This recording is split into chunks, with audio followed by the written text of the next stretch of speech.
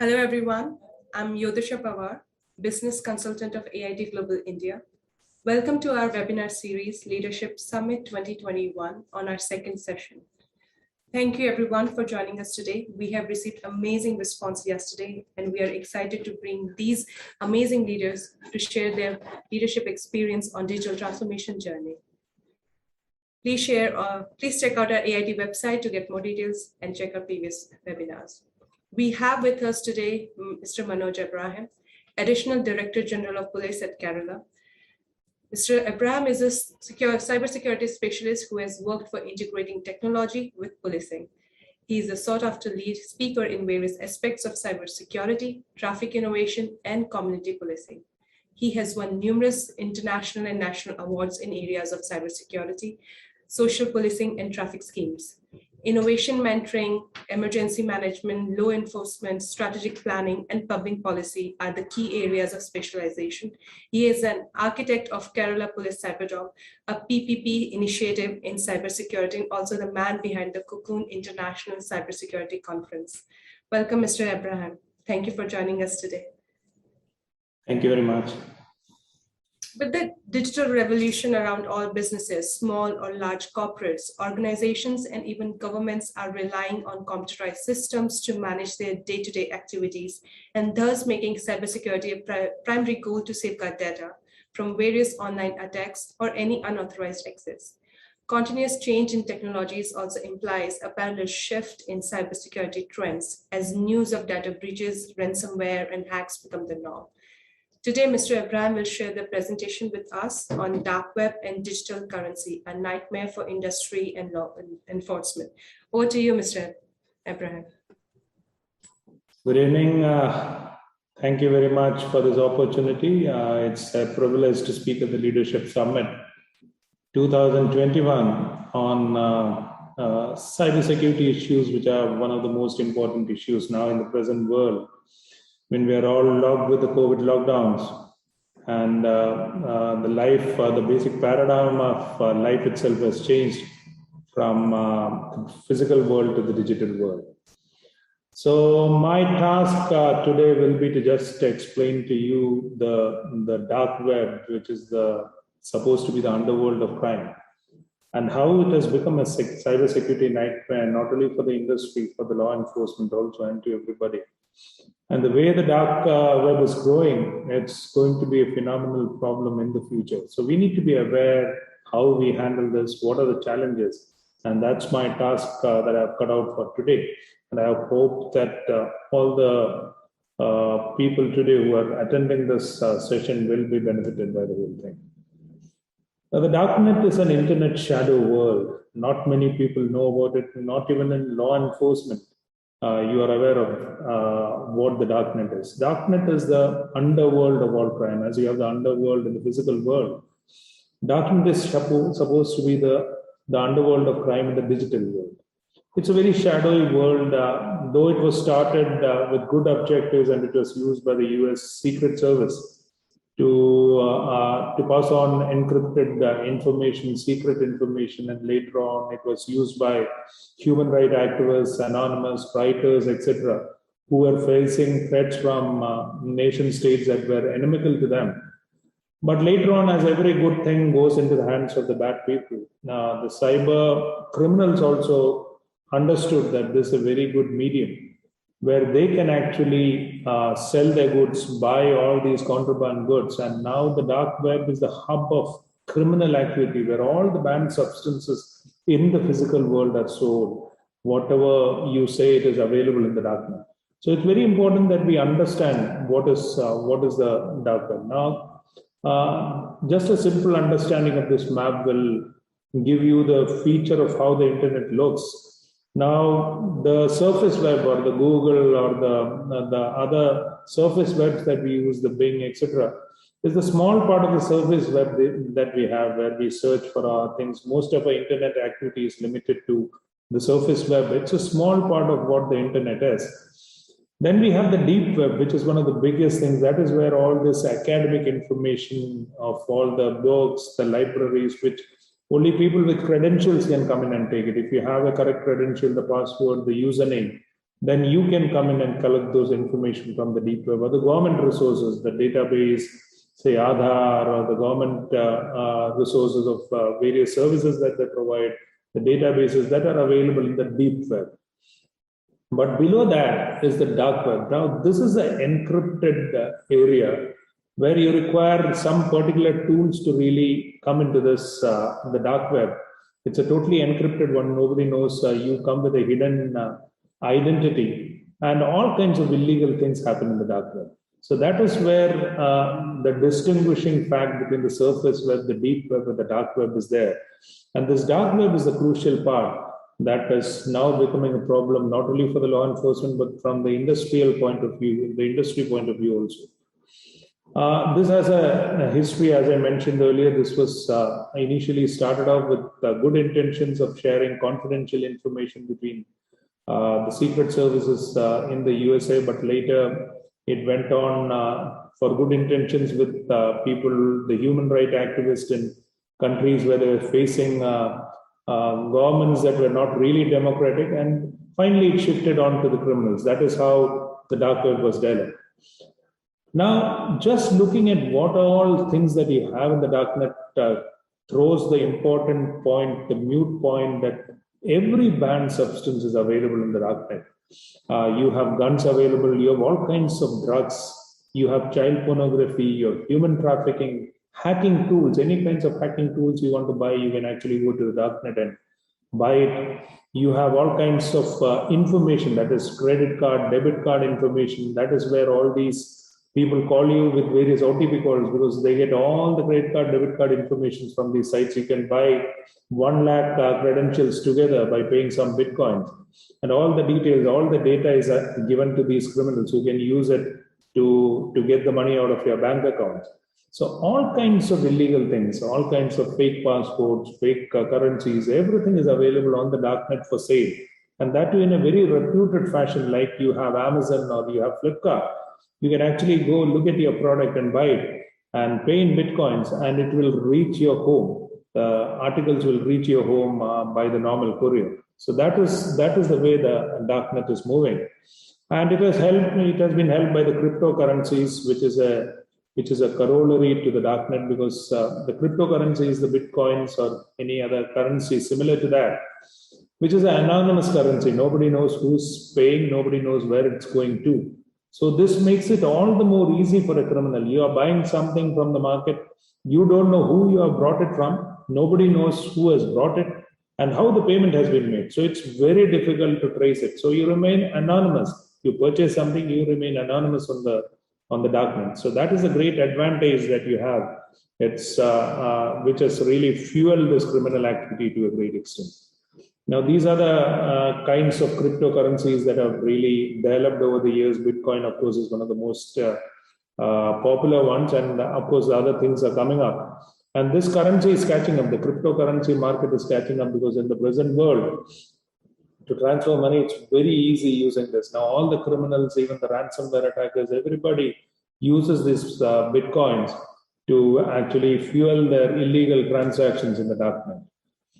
Now, if you look at just the figures of 2012 till 2021, we'll understand that there were around 76,300 sites on the darknet, which is a huge number of sites on the illegal net. Though it comprises only 3% of the traffic, but still it's a huge thing. And 18,000 of these have original content. So that is the extent of this market. It's a huge market. And the advantage or the disadvantage or from the law and order point of view is this is a virtual market. So it is not like the physical world where I can say that I'm in Trivandrum. I know where the underworld is. It's a physical area. I can go there, do some raids, etc., and catch these criminals. No. But the internet, it is a different problem. I don't know where he's sitting in the world. I will be here. The darknet market may be available somewhere in Venezuela, and I won't even be aware. I just order that, it will come from there through a courier. So it is just the world as a marketplace. We don't know where he's sitting, what he's doing, where we are paying. So that is the importance of things. Now, looking into some of the facts of the darknet, we see that there is a 300% increase in the last 3 years. Of course, the COVID-19 lockdowns, etc., have fueled this criminal activity because the normal markets are shut. And so there is naturally an increase in the activity over the online platform in all ways. So the crimes have also been showing a similar trend. There is an increase of around 300%. And if you look at the figures of the North Americans accessing the darknet for various things, is almost 30% of the time, not the surface web, 30% of the time is in the dark web, which shows how grave the problem is. And of course, 2 million users, the Tor, the bandwidth capacity increasing, because with the increase in the market, all these things are naturally going to increase. The number of Bitcoins transacted on the dark web jumped up by 65% in 2019. It's estimated that it's almost 130% in 2020, and even more maybe this year. That is how it's coming up. And the attacks related to all these darknet, where you get all these ransomware malwares, the attacks now have increased. In 2021. It's estimated that every 11 seconds a ransomware attack is taking place. Every 11 seconds. So that is the gravity of the problem now. Now these ransomware attacks are against all the private industry, the hospitals, the schools, wherever data is being stored. The attackers are there, and so it's a danger to everybody. It's not only the individual, but every organization that is there in the digital world. Now everybody is there in the digital world. So everybody is under threat, because that is the pace of attacks that is coming up. And hackers attack every 39 seconds, the attacks are happening. These are some of the figures which really brings us to the moot point that we are living in a world where attacks are very prevalent and it's increasing day by day. And that is why we need to be very aware of where we are. And looking at the figures again, we have around 10 crore credit and debit card data holders in India. If you look at the Indian figures, it's very difficult to get these figures, but we have a Darknet analysis lab where we understand that there are 10 crore credit and debit card details. Now understand, 10 crore is a huge, how much database they have. That is how all these, you will get calls from fraudsters calling you with all the details of the numbers, everything they have of your debit and credit card. You will wonder where they are getting it from. It's from the darknet. It's sold over the darknet. You pay Bitcoins, you'll get a lakh, 2 lakh number of details. So they have all the details except the OTP. So for the OTP is what they're calling on. So that is where they get the credentials of your debit card and credit card come from. And a lot of other details like Aadhaar cards, voter IDs, driving license. You go into the darknet, everything is available because they've stolen from various places and it's available on sale. That is the crucial part of the Indian market as such. Now, what are the challenges of the darknet, particularly for law enforcement or for anybody? This is just a site of the Silk Road, which was a marketplace. Now, you look at the website in the darknet, it is similar to Amazon or anything. This is actually, they are selling drugs at the same time. You just need to look at the drug, pay the Bitcoins 1.562, okay, it will come to your home. So that is the way. And it's a very reputed site also that they will send. It's like Amazon or things where it is, you pay in Bitcoins, it will surely reach. It's not of course, there are many fake markets also, but some markets like the Silk Road, etc., which was taken by the US government a few years back, it was a very reputed market. So that is how the darknet operates, and it's increasing now. It's increasing now to a great extent. And of course, it is the rate of increase, the way these illegal activities are fueling itself. With the world locking down also, the number of people coming on the darknet and the number of illegal activities that is coming up is also increasing. Now terrorism is coming up. A lot of weapons, a lot of assassination teams are also being actually sold over the darknet. You want to assassinate somebody, you just pay money in Bitcoins, give the photograph, and that person is killed. In Latin American countries, we are seeing the drug lords using it. So nobody knows who has come and done. Even the person who has paid the money doesn't know who has actually gone and operated it. It's that encrypted, that safe also. So all kinds of crimes, illegal crimes are coming onto the darknet. And as I mentioned earlier, the difficulty is it's a world without borders. Earlier, to control a crime for the law enforcement officer like me, it was very easy because I have a jurisdictional limit at Kerala. So I know the criminal is here, I have to catch him. Even he escapes, I just follow him. But now I don't know where he is operating from, and from which country. I have absolutely no idea because he's coming through an encrypted way in the darknet. And so the world has really changed. It's not my jurisdiction. My jurisdiction limit is Kerala, but now it's the world because the criminal can operate from anywhere. So it has changed the whole paradigm of how law enforcement functions. Then, of course, the lack of know-how, not only among the public, but inside the police department also. Many police officers are not even aware that such a market exists. They think whatever is seen by the eye is only the crimes that are happening.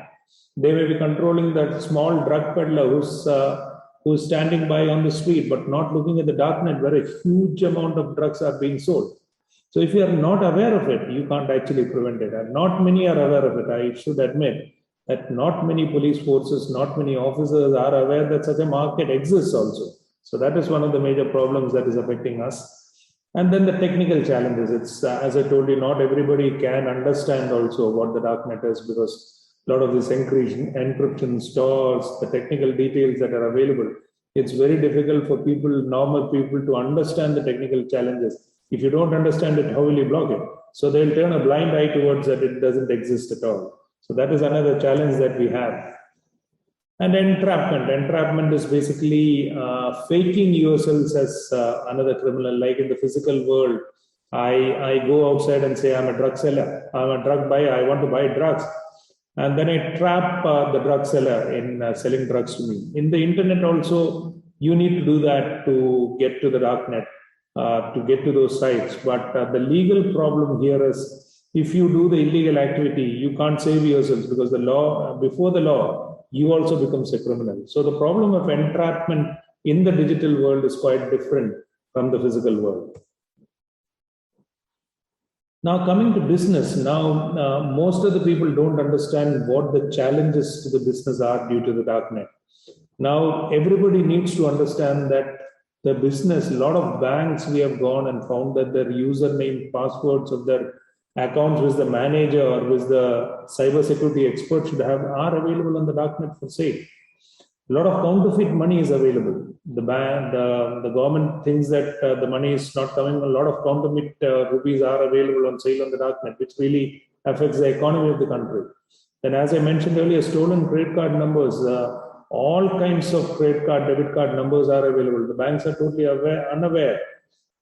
unaware of what these credentials are available, because if they are aware, they can at least change the numbers. They are totally not aware that such details are being sold on the darknet. Then there are a lot of softwares available how to break into various systems, into banking systems, into government systems. A lot of hacking tools are available. So if you are aware of that, if the business is aware of that, if the industry is aware of that, then you can actually take steps, or you can use those anti-tools to actually ensure that your system is safe. So that is also an important part that with the business enterprises, with the industry should be very aware of. Unless otherwise they would also fall prey to all these criminals operating on the darknet.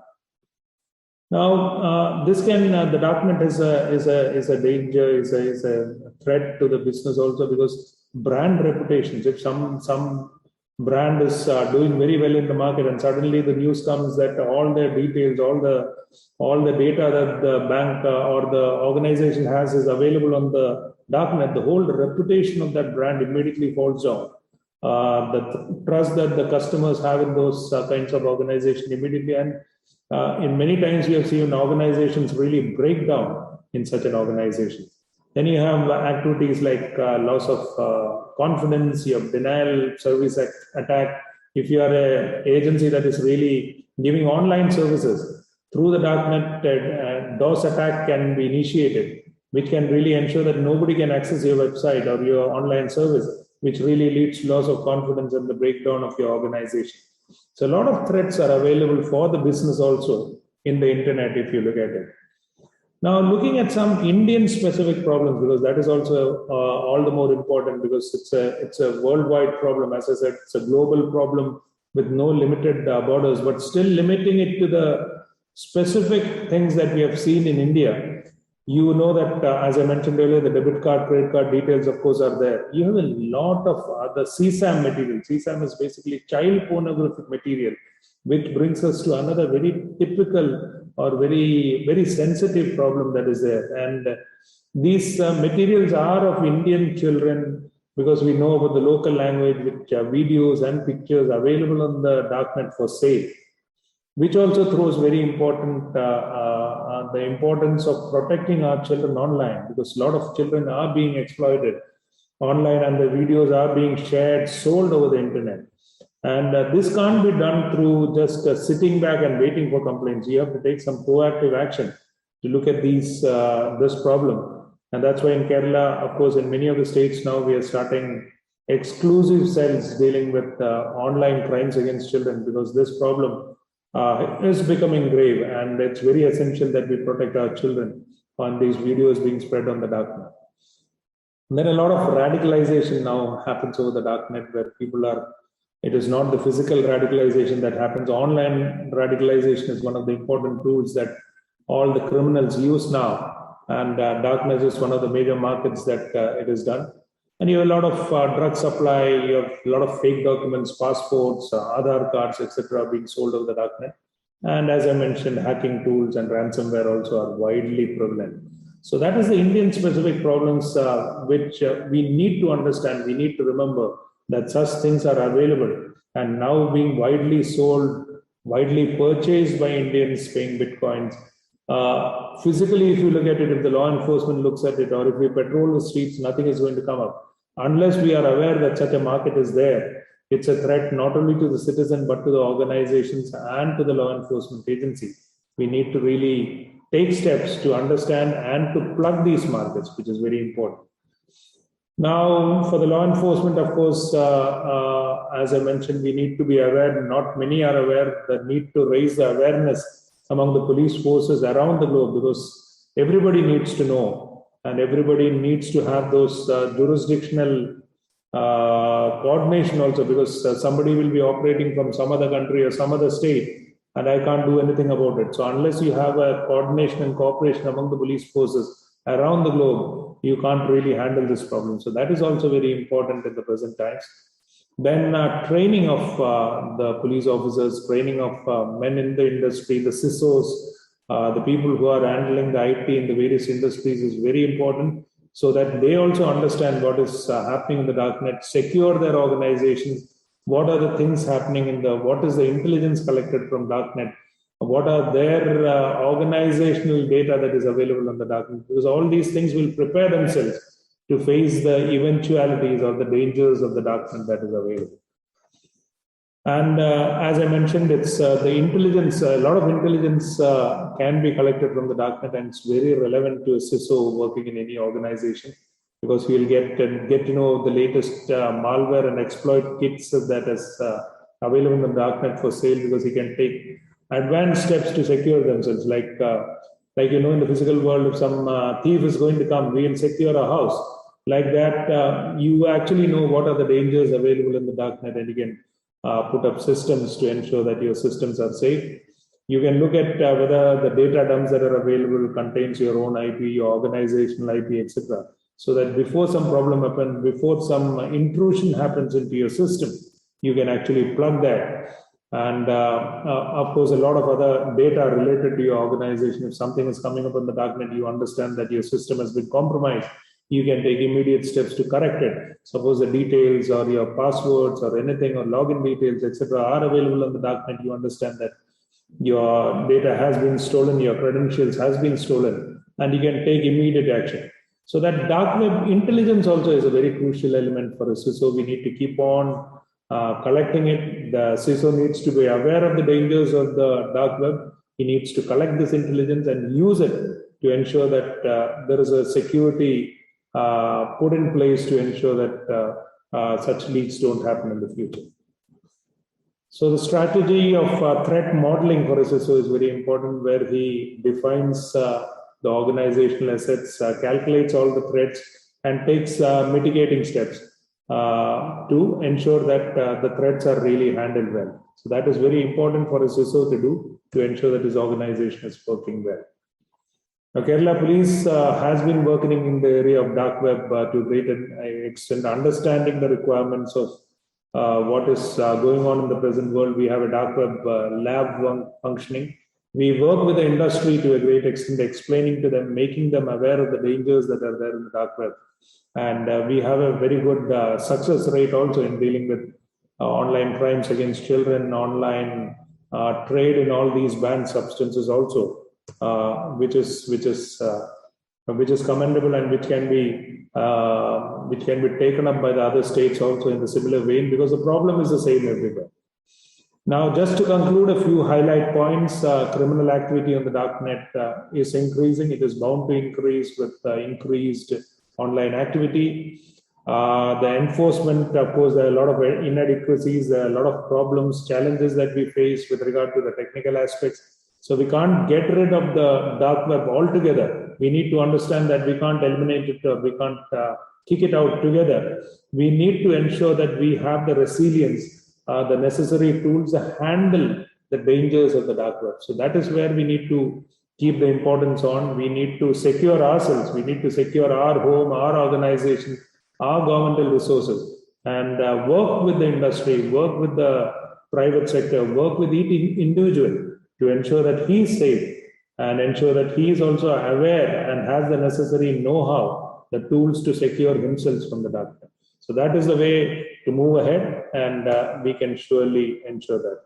So that is my take. Thank you very much once again for this opportunity. I'm sure that all of you have gained at least the basic understanding of where we stand with regards to dark web. And it's very important that you work with the police to ensure that we secure ourselves and don't fall prey to all those criminals working out in the dark. Thank you very much. Thank you, Mr. Abraham. That was very informative, because we have been listening to this Bitcoin and the shift in the industries. Every one of us are working from home. So our dependency is on digital platform right now.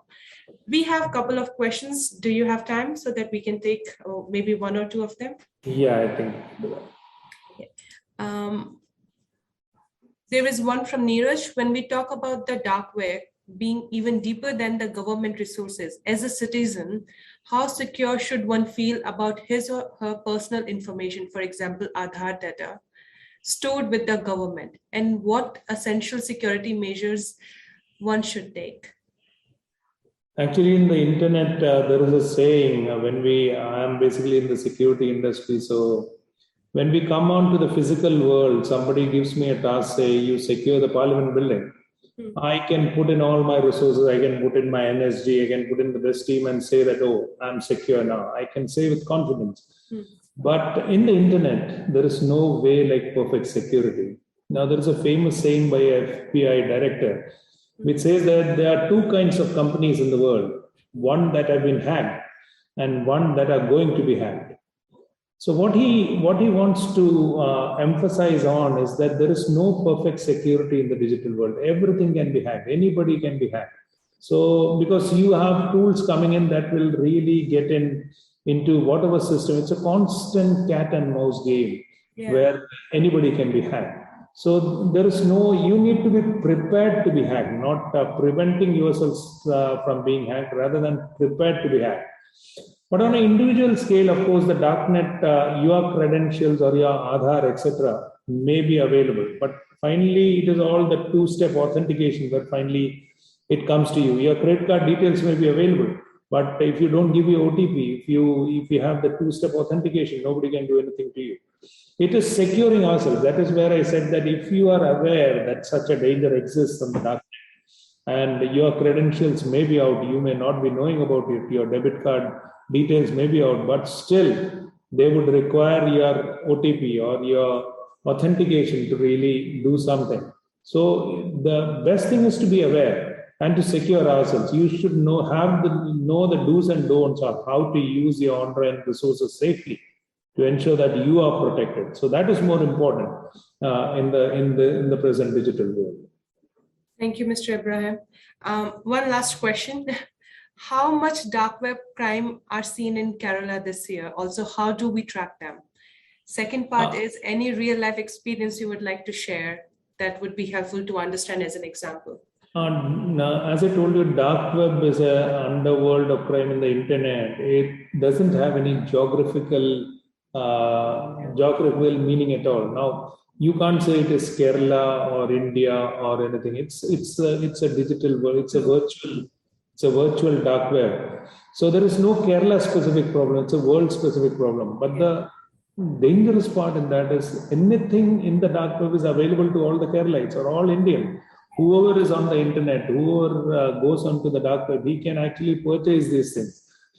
Of course, the dark web has a lot of fake markets also. Many things like you go into the second market, and many times you will be fooled by taking a mobile which is not worth it.